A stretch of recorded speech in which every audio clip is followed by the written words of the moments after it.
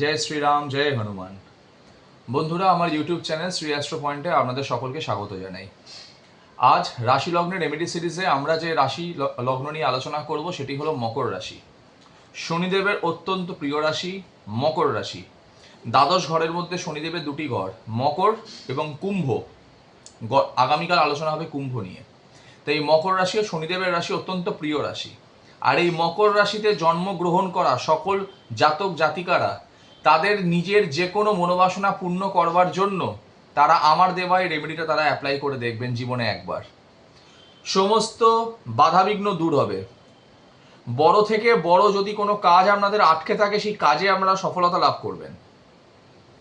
আপনার যে কোনো মনোবাসনা পূর্ণ করার জন্য, আপনার যে কোনো জটিল থেকে জটিলতম সমস্যা থেকে বেরিয়ে আসার জন্য আপনি এই রেমেডিটা অবশ্যই একবার ট্রাই করবেন এবং আমাকে কমেন্ট সেকশানে অথবা ডেসক্রিপশানে দেওয়া আমার হোয়াটসঅ্যাপ নাম্বারে আপনারা আমাকে জানাবেন। এই ক্রিয়াটি করতে হবে শনিবার দিন। যে সামগ্রীগুলো প্রয়োজন সেগুলো একটু কাইন্ডলি নোট ডাউন করে নেবেন আপনারা। একটা 5 থেকে 6 ইঞ্চির একটা অশ্বত্থ গাছের ডাল লাগবে। ডালটা কিন্তু সরু, মোটা না। কেন মোটা না, সরু ডাল কেন, সবাই ভিডিওর মধ্যে আপনারা সবাই জানতে পেরে যাবেন। ভিডিওটা শেষ অবধি দেখবেন, স্কিপ না করে। কোনো পয়েন্ট যদি বাদ চলে যায় আপনার রেমেডিটা কিন্তু পুরো বিফলে যাবে। একটা 5 থেকে 6 ইঞ্চির একটা অশ্বত্থ গাছের ডাল লাগবে। অল্প একটু লাল সিঁদুর লাগবে, ঘি লাগবে, তুলো লাগবে, যে তুলো দিয়ে আমরা ঠাকুরের প্রদীপ বানাই, পলতে বানাই, সেটা লাগবে। শনিবার দিনে এই ক্রিয়াটা করতে হবে। সর্বপ্রথমে শনিবার দিন স্নান করার পর আপনাকে অশ্বত্থ গাছের তলায় যেতে হবে। গিয়ে আপনাকে ওই 5 থেকে 6 ইঞ্চির একটা অশ্বত্থ গাছের ডাল আপনাকে নিয়ে আসতে হবে। যদি দেখেন গাছের গোড়াতে ডাল পড়ে আছে তাহলে আপনাকে আর গাছ থেকে ডাল ভাঙতে হবে না। আর যদি দেখেন যে না পড়ে নেই তাহলে একটা অশ্বত্থ গাছের ডাল একটা আপনাকে ভেঙে আনতে হবে। এবার যেহেতু আপনি কোনো ধারালো অস্ত্র ব্যবহার করতে পারবেন না, মানে লোহার বানানো কোনো অস্ত্র ব্যবহার করতে পারবেন না এই অশ্বত্থ গাছের ডাল কাটবার জন্য, সেই জন্য হাতের সাহায্যে যেহেতু ভাঙতে হবে, অথবা আপনি কাঠের তৈরি কোনো ধারালো অস্ত্র নিয়ে যেতে পারেন। কাঠের তৈরি যদি কোনো অস্ত্র থাকে সেটা আপনি ব্যবহার করতে পারেন। তো সেই জন্যই পাতলার মধ্যে নেবেন, তাহলে এটা ইজিলি আপনি পেয়ে যাবেন। অশ্বত্থ গাছের ডালটা নিয়ে বাড়ি চলে আসবেন। আসার পর বাকি সামগ্রীগুলো আপনার তার আগের দিনই জোগাড় আছে। ঠাকুরের আসনে বসবেন, নিজের গায়ে গঙ্গা জল ছিটিয়ে নিয়ে নিজেকে শুদ্ধ করে নেবেন এবং সামগ্রীর ওপরে গঙ্গা জল ছিটিয়ে সামগ্রীগুলোকে শুদ্ধ করে নেবেন। করে নেবার পর যে অশ্বত্থ গাছের ডালটা আছে তাতে ভালো করে সিঁদুর আর ঘি মাখানো একটা মিশ্রণ তৈরি করে পুরো মাখিয়ে নেবেন। আমার এক ক্লায়েন্ট, তিনি এই উপায়টা করেছিলেন কিভাবে, একটা বড় ডিশ নিয়েছিলেন, তার মধ্যে পুরো সিঁদুর গোলা ছিল, ঘি দিয়ে সিঁদুরের পুরো গোলা ছিল, শুধু ডালটা ওর মধ্যে রেখে দিয়ে ডালটাকে দুবার ঘুরিয়ে দিয়েছিল। মানে একদম 2 মিনিটের মধ্যে যেন কাজটা হয়ে গেছে। অনেকে নিয়ে ওখান থেকে নিয়ে লাগাতে দরকার নেই, আপনি যদি এরকম প্রসেসও করতে পারেন করবেন। পুরো লাগিয়ে নেবেন যাতে ডালের কোনো অংশ যাতে দেখা না যায়। এরপর যে তুলোটা আছে আপনার কাছে, ওই তুলোটা পুরো জড়িয়ে দিন আপনি। ওই কাঠের টুকরো, ছোট্ট কাঠের টুকরো, 5 থেকে 6 ইঞ্চি বড় না, সেই কাঠের টুকরোর তুলোটা পুরো জড়িয়ে দেবেন। তুলোটা জড়িয়ে দিয়ে আপনি আপনার ইষ্ট দেবতা বা দেবী যিনি আছেন তার নিকটে রাখুন। রাখার পর একটা ঘিয়ের প্রদীপ আর ধূপ জ্বালাবেন। নিজের যা মনোবাসনা আছে জানাবেন। ওই তুলোতে রাখা ওই অশ্বত্থ গাছের ডালটিকে ধূপ দ্বীপ দেখাবেন এবং আপনার ইষ্ট দেবদেবীকেও দেখাবেন। নিজের মনোবাসনা জানাবেন। যে সমস্যার মধ্যে ভুগছেন, এতদিন ধরে কোনো উপায় পাচ্ছিলেন না, সলিউশন পাচ্ছিলেন না, বহু জায়গায় ঘুরেছেন, দৌড়েছেন, বাট আপনারা বেরিয়ে আসতে পারছেন না সেই সমস্যা থেকে। ঘরোয়া সমস্যা হোক, পারিবারিক হোক, বাইরের হোক, কেরিয়ার সংক্রান্ত হোক, ব্যবসা সংক্রান্ত হোক, যে কোনো কিছু নিয়ে হোক, জানাবেন। জানানোর পর উঠে চলে আসবেন।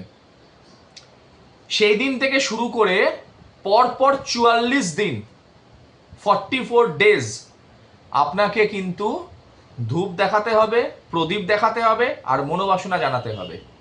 কিসে দেখাবেন? প্রথম দিনও যেখানে দেখিয়েছেন ওই অশ্বত্থ গাছের ডালকে দেখাবেন, আপনার ইষ্টকে দেখাবেন, ধূপ দেখাবেন, প্রদীপও দেখাবেন। 44 দিন, যেদিন থেকে শুরু করছেন সেদিন থেকে নিয়ে 44 দিন শুধু দেখাবেন আর মনোবাসনা জানাবেন। এই 44 দিনের মধ্যেই ধরে রাখতে পারেন আপনার সমস্যার 75% আপনার কেটে বেরিয়ে যাবে। সলভ হয়ে যাবে আপনার।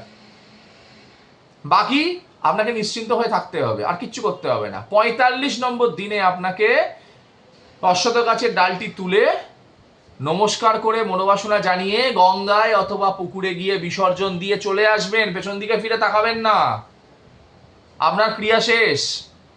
আপনি যে সমস্যা নিয়ে ক্রিয়াটা শুরু করেছিলেন, আপনার সমস্যা সমাধান হয়ে গেছে। আপনি দেখবেন অনায়াসই হয়ে গেছে। এটা বিশেষ টিপস সাকসেস পাওয়ার জন্য, মকর রাশি অথবা মকর লগ্নের জন্য।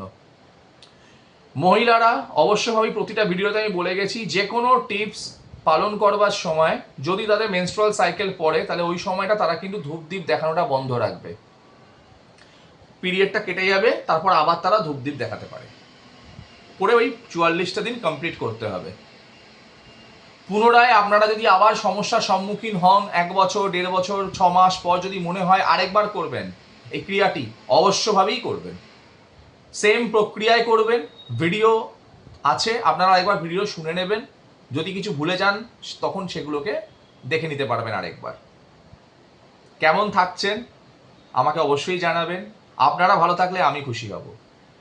এই চ্যানেলটিকে আপনারা অনেক ভালোবাসা দিচ্ছেন, তার জন্য আপনাদের সকলের কাছে আমি অত্যন্ত আমি হ্যাপি, বলতে গেলে আমি খুব খুশি।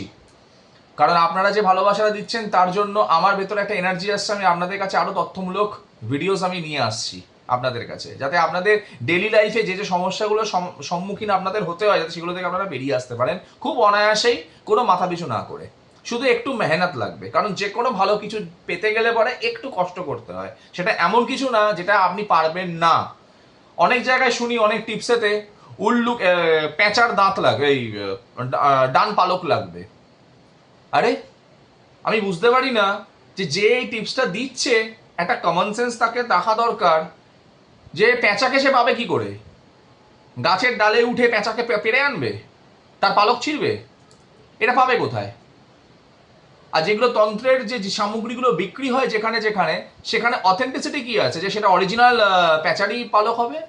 তাই টিপস এমন দেওয়া দরকার যেগুলো মানুষ তার দৈনন্দিন জীবনে হাতের কাছে অ্যাভেলেবেল, যেগুলো সে ইজিলি পেতে পারে মার্কেট থেকে।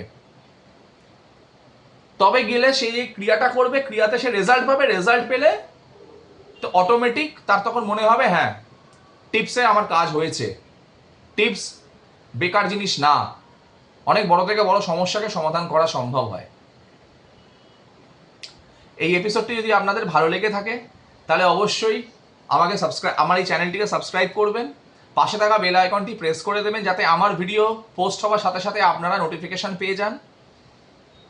লাইক করবেন, কমেন্ট করবেন এবং আপনাদের বন্ধু, পরিবার, আত্মীয় স্বজন সকলের মধ্যে ভিডিওটা বেশি করে শেয়ার করে দেবেন। আবারও বলছি সেই একই কথা, আপনার একটি শেয়ারের মাধ্যমে হয়তো একটি মানুষ যে এই রেমেডিটা অ্যাপ্লাই করবে তার জীবন থেকে হয়তো সে একটা খুব বড় জিনিসকে, বড় সমস্যা থেকে হয়তো সে বেরিয়ে আসতে পারবে। আজকের মতন এটুকুই। আগামীকাল শনিদেবের আরেকটি রাশি, কুম্ভ রাশি ও কুম্ভ লগ্নে যারা জন্মগ্রহণ করেন তাদের জীবনকে সুগম করার জন্য রেমেডি কি অ্যাপ্লাই করতে হবে সেই নিয়ে আলোচনা করব। নমস্কার।